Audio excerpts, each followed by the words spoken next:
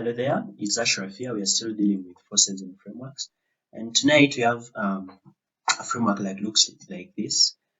This time around we have a force that is going down, but down here.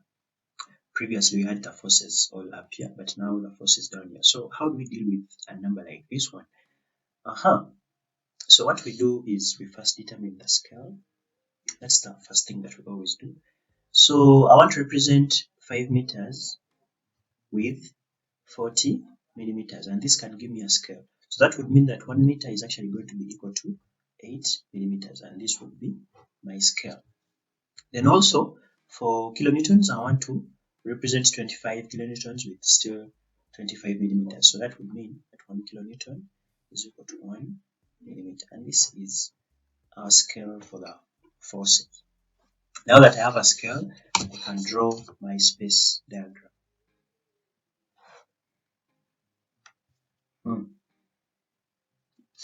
So 40 and 40, so I'm going to measure out 40. So 40 and another 40. Then we're having a 30 this side.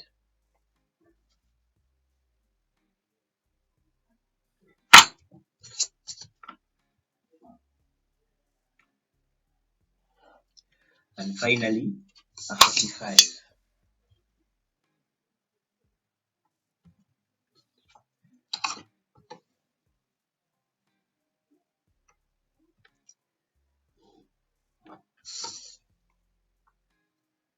So when I join this through, I have created my framework.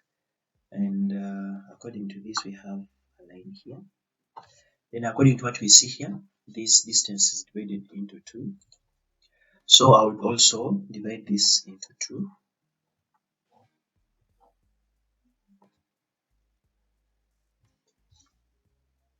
And I simply want this point. So now that I've got it, I can simply join there like that.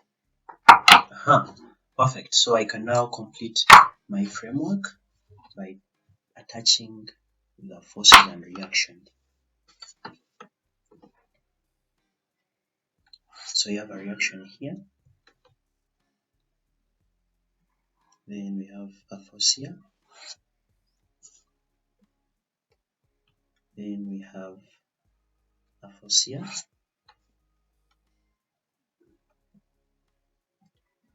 Then a force here. And finally, a reaction here. And then I'm going to slide one of these vertical lines still a small distance away. And this will cater for my color diagram.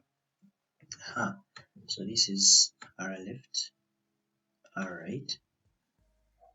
This is 25 kilonewtons. This is 40. Then this is 2 kilonewtons. Now, how do we handle a number like this where we have a force down here? To determine the reactions, remember this is our first question. To determine the reactions, we take this force and put it up onto this framework. This is what I'm saying. Transfer this force and put it up here. I'm going to depict it with a dotted line. So we are putting it here, and it is 2 kilonewtons. So this force that is down here, consider that it's not there now. It's away. It's an empty space. That is to help us determine the reactions. So I'm naming now. This is going to be A, B, C, D. The whole space here is going to be E. Remember that this is no longer there. So you draw a polar diagram. So AB is, come over here, AB is 25 and it will be 25 still. Then BC is 2, so it will be 2 still. Then CD is 40, so it will be 40 here. So this is A, B, C, and D. Choose a point this side, connect.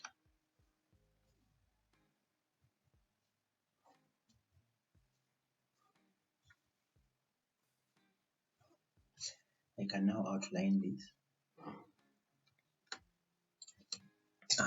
So after doing this, you're going to slide A naught into the space of A naught. Same thing as we've been doing before. So sliding. See, I'm not going to leave any space because you're going to see why in a minute. So that is A naught, then B naught. B naught is just here, then C naught to the space of C, and finally D naught into the space of D,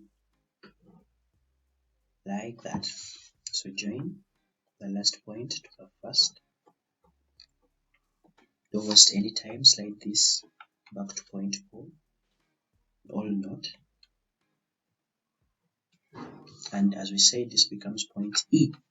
So to get reactions, RL will be AE, and according to what I have here, it is 33. So according to our scale, that would be 33 kilonewtons. Then RR will be 35 kilonewtons. Now that we've gotten our reactions, now that we have our reactions, we have to redraw this space diagram here.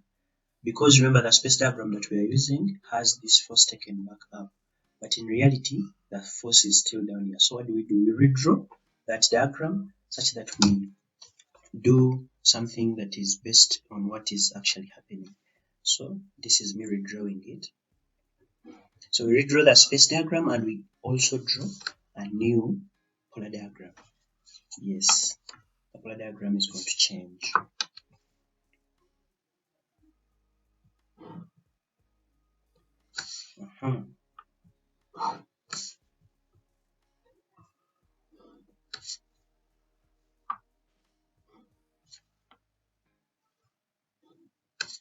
Perfect. So reaction, then this is a force, and a force. So RL was 33 kilonewtons. This is 25 kilonewtons. This is 40 kilonewtons. Then this is 2 kilonewtons. Then this is 35 kilonewtons.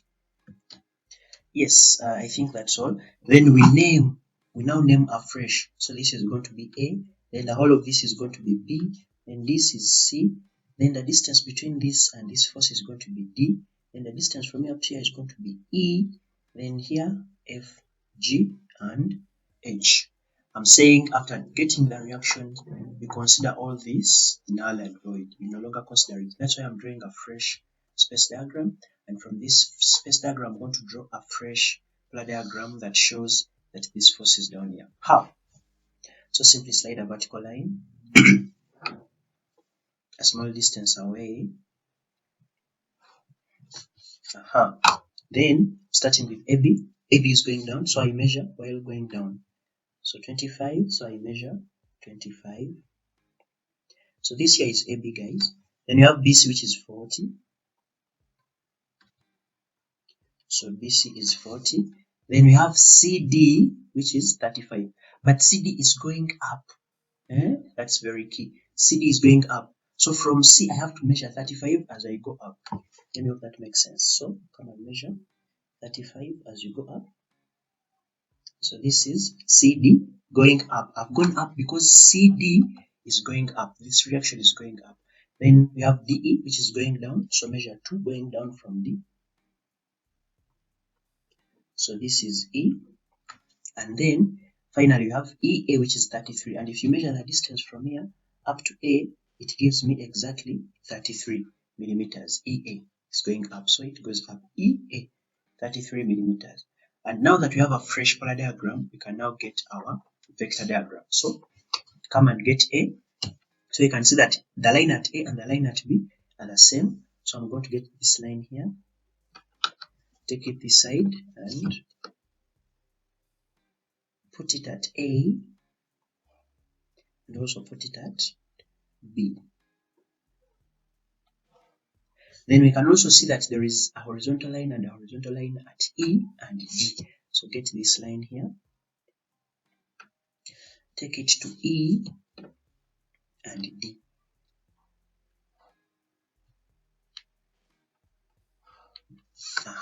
So let's first stop there, let's pause there.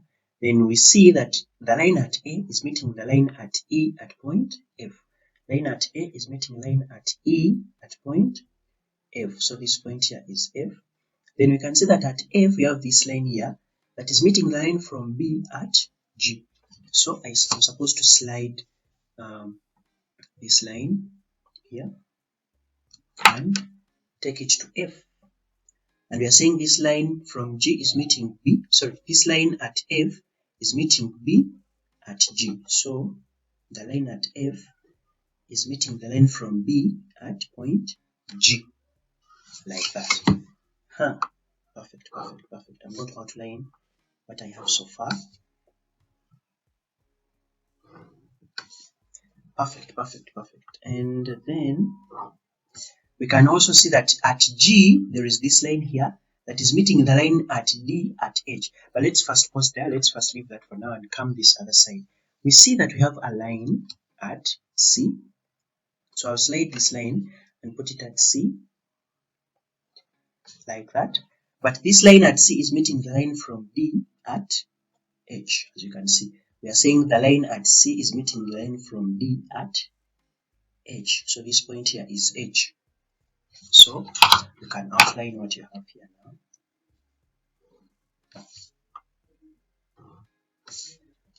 Perfect. Then we saw that at G there was this line that was meeting the line from D at H. But we have point G, we have point H, we have G and H. So you can simply join. And if you're accurate, like I am, if I slide this line here, you see that it joins both points accurately, like that. So once you have that, that is a complete vector diagram. So you can name it as the vector diagram. And from this, we said you can determine the stress diagram by picking joints. Let me pick just one joint and show you how it's done. I'm going to use this for you. Draw a fresh diagram down here and call it the stress diagram. Personally, to make this video not too long, I'm going to still use this. So I'm going to use pick joint, this one here.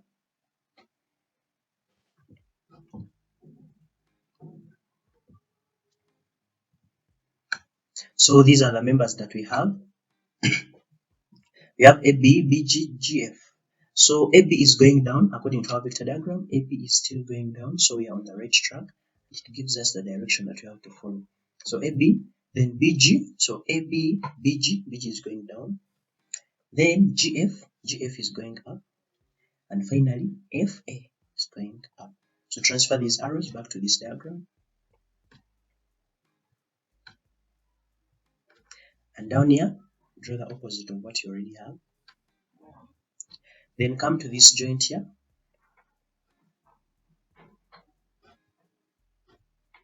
So this is B, C, H, D.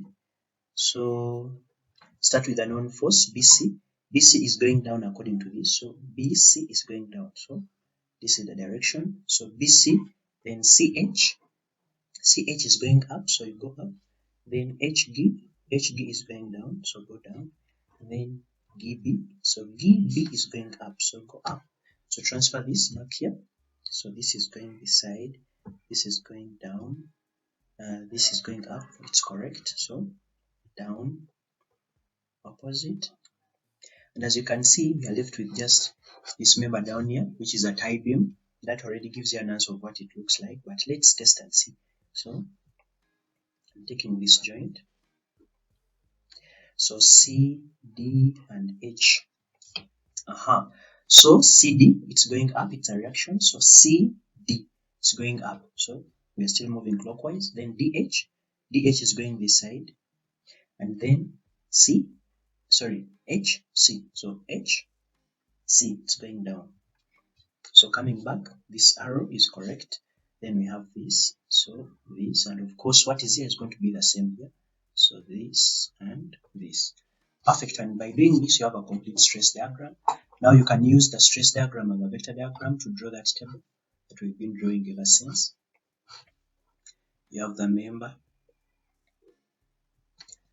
you have the magnitude, and finally you have the nature.